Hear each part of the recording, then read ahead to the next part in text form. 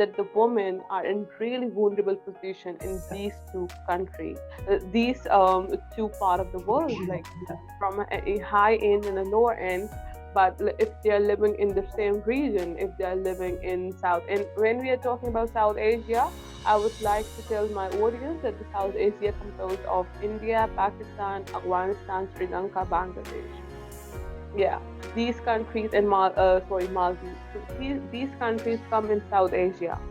So, even thinking about the fact that how vulnerable this pandemic has now, because the offices are being closed, the schools are being closed, there are no means to go out, you cannot go out and socialize with your family the way you used to. Like the last I remember I met my immediate family or even the extended family was 1 year ago in December of 2019, and since then I have not been able to meet anyone because of course we were in quarantine.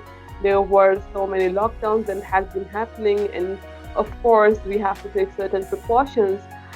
But I'm a woman that have access to food, shelter, home where I can spend my times either in summer or winters.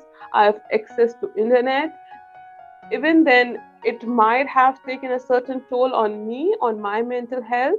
But of course, I cannot in any way relate to what these women are going through who have no access to these kind of Yes. necessities. And when we are thinking like, clothing or housing or healthcare or food is kind of necessity, not for these people. For them, it's just privilege. It's privilege to have food twice a day. It's privilege to have new clothes twice a year. So these people are not living in the best of the condition that they should be. Same is condition in India as well. There have been reported cases of domestic violence, especially against the sex workers. I was just watching a report from BBC that has been published in last month, and what the sex workers are going through such low condition that they are, if, even for 10 rupees, Indian 10 rupees, they are trying to sell themselves off because they have no food, because they have to feed their kids and they have no means to do so. They were in lockdown for so many months. Then there's police. Then there are, certain gangs that they have to give money to work in the areas. And Yeah. they have not been able to leave their brothels for 1 year to go meet their families, to go meet their kids.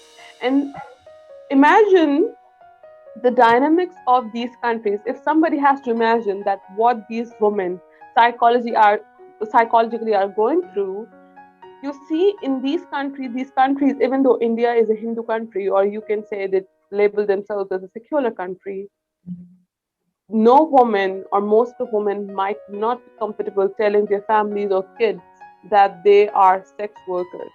They Mm. would never tell their kids. Yeah. They might be showing that they are working in some factories. They might be showing that they are working in some houses or in some Yes. other city through any other means. So they can never tell their families that what they are going through to earn them living, to earn them food. And Yes. imagine then there's pandemic that came and you are no longer being able to work, and you are Yeah. no longer being able to leave your brothels. You're no longer able to go back to your cities, and you cannot talk to your families. You are not being able to talk to your kids. So now what you are supposed to do? Of course, if your kids want to come to the city, then you cannot tell them where to come.